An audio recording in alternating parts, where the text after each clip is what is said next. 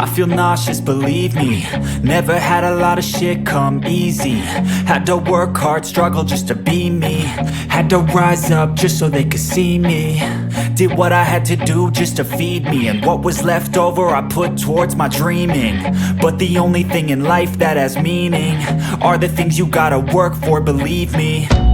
Take into your hands a plan. Your own hands can land your own brand. And damn, I feel like no one takes accountability. They want the credibility, convincingly unwilling to put in the fucking hours it takes to get some power. Don't be fucking sour, take a cold shower. Scream until you're louder, work until you're prouder. And fuck all the doubters, they're just fucking downers.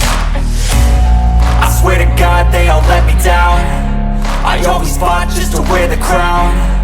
I'm pissed off at these fucking clowns who were all taught they deserve an ounce.